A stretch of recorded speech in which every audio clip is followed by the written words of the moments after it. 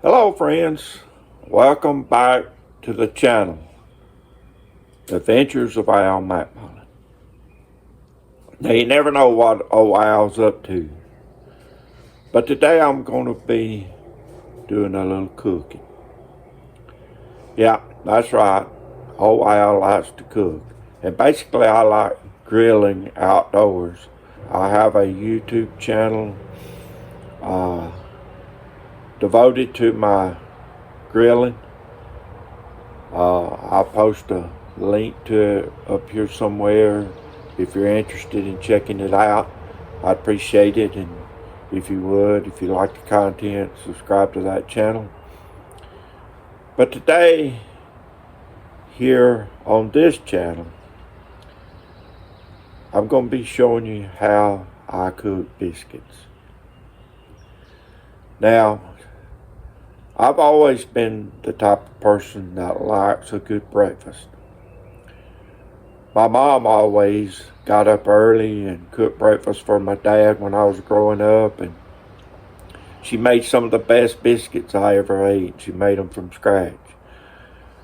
And I remember as a child growing up, I would watch her make those biscuits. And I try to remember from what I learned from her, but I've been trying to perfect her biscuit making process for several years now. So I think I finally got a good recipe down. So these biscuits that I'm going to make have only 2 ingredients. That's right, just 2 ingredients. Well, actually 3. Sorry about that, but 3 ingredients. We got your flour. We're going to use 1 1/4 cup of self-rising flour. We got butter, and I'm not talking about margarine. You need real salted butter to make these biscuits. And then you got buttermilk. Now you can make these out of regular milk, but man, it just ruins them. Buttermilk is the way to go. So I make these biscuits out of self-rising flour, butter, salted butter, and buttermilk. Those 3 ingredients in my biscuits. So if you're interested in wanting to see how Al makes these biscuits, just stick with me and we'll get to the biscuit making process soon. Okay, we're going to show you the biscuit making process here. Our 2 ingredients, as I mentioned earlier, is real butter, and we're going to grate about a stick or half a stick of this butter into my flour. So we put our self-rising flour in the pan there, and we're grating a half a stick of salted butter into the pan with the flour.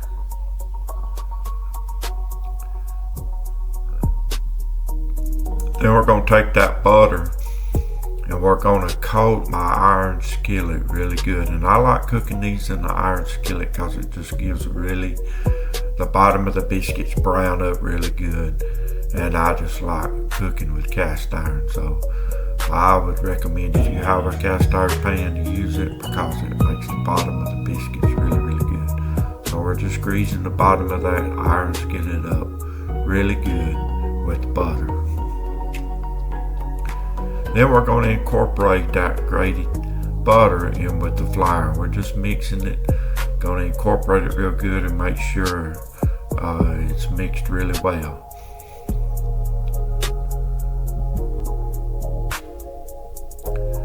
And then I'm going to create a hole in the middle of that flour, a place to pour the buttermilk. Now to start with, I pour about a 1/4 cup of buttermilk in that hole. Now that's not going to be enough, but we want to gradually mix this buttermilk in with the flour. So you see, I'm just gently raking the flour over that buttermilk and just gently stirring it in.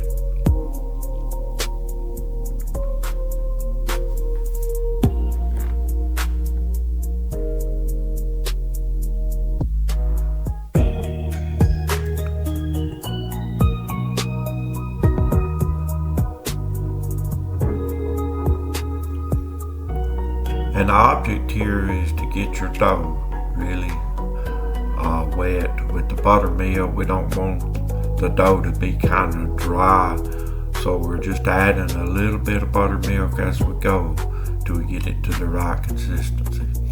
So the right consistency is to make sure that there's no dry part of the flour still in the pan. We want it all mixed together and the dough to be just a little tacky. And I'm going to have to add probably 2 or 3 times, just a little at a time, because I don't want to put too much and make the dough too wet. So we just want to get it to the right consistency. That's very important, because if you get the dough still dry, the biscuits are going to come out kind of dry. But when you get it mixed just right, the biscuits are just moist and flaky.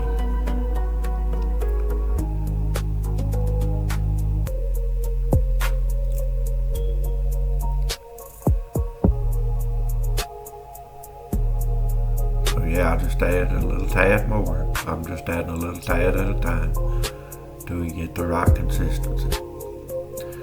Now if you happen to add a little too much buttermilk, then you can always sprinkle a little flour on top of this and mix it in to get it to the right consistency. But I'm very careful not to do that because it's better this way. That's why I just add a little bit at a time.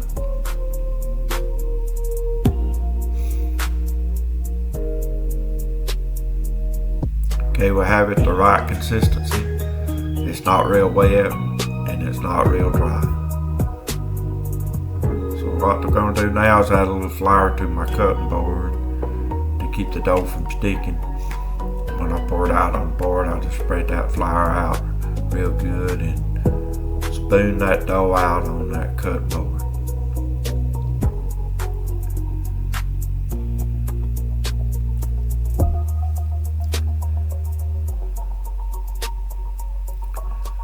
Now before we start mixing this dough or kneading this dough, we're going to have to put a little flour on top or it's going to stick to your hands. So you notice I sprinkle just a little more flour on top. Now I'm just going to knead this dough till I kind of get it kneaded up into a ball. Just fold it over several times.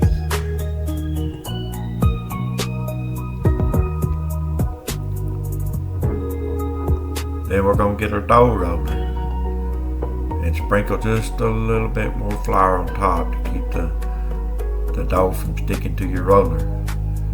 And then we're just going to roll that out. Now you'll see in a minute I like to cut my biscuits out with a canning jar lid, a ring. So you want to roll that dough out to about the thickness of that jar ring right there and cut them out with it. This makes really good sized biscuits and it's just something that I had laying around and I used it to cut my biscuits out, and I roll the dough out to about the thickness of that jar ring.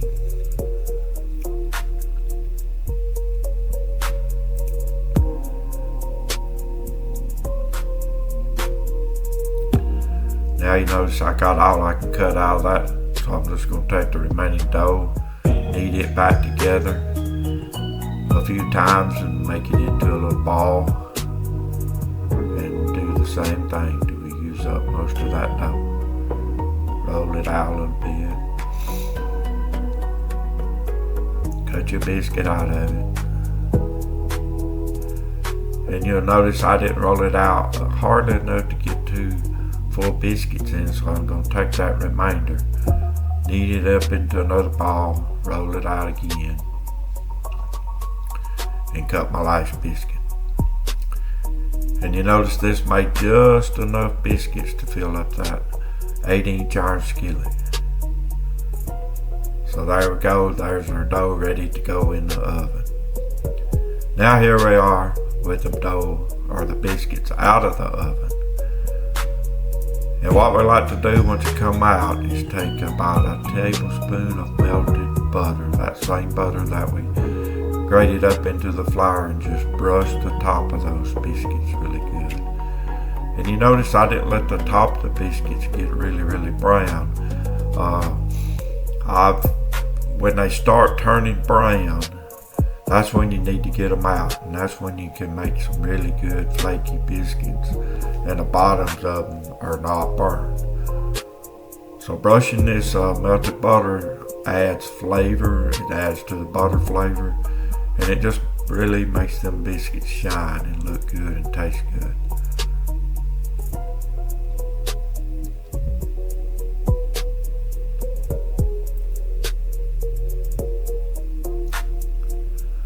So here we're going to show you the final results. Look at them biscuits. They sure are good. So I cut me some bacon, and we're going to plate these couple of biscuits up with some gravy, homemade gravy that I made out of this biscuit, or that I made out of this bacon grease. So there we go. You see how flaky looking that biscuit looked. This is my breakfast this morning. 2 homemade gravy and biscuits and 4 slices of bacon.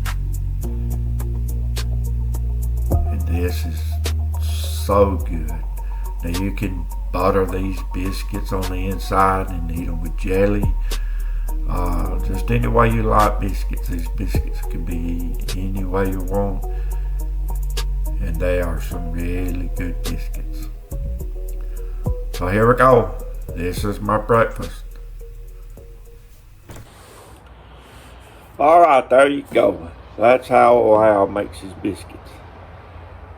Now, I'm going to tell you, and I'm not bragging on myself or whatever, but these are some really, really good biscuits. They're very tasty. You got that buttery taste. They're very flaky. And you can eat these biscuits ever how you like to eat your biscuits. I love homemade gravy, and I love making gravy out of bacon grease, and that's what I did today when I made these biscuits. Now if you have any biscuits left over, this is what you can do. I just put them in a sandwich bag and put them in the refrigerator and get them out when you want to warm one up. And when you want to warm one up, take it out, wrap it in a paper towel, put it in the microwave for about 15 seconds per biscuit. And let me tell you, when you open that paper towel, that biscuit is just like it come right out of the oven. So you see, I made like 7 biscuits in that batch that filled up my 8-inch iron skillet. That's what I make it one time. And what I don't eat, I put in the refrigerator and I warm up till I run out. And hey, all I gotta do is make some more. So I hope you got some value out of this content, and I hope you continue to watch the adventures of Al and see what I'm up to. And if you haven't yet, subscribe to my channel. It really helped my channel to grow. So if you're interested in keeping up with the adventures of Al and what Al gets into, just like and subscribe and hit that notification button, and you'll get notification of content whenever I post it. I appreciate your support for the channel, and I want to say God bless each and every one of you. Until next time, see you.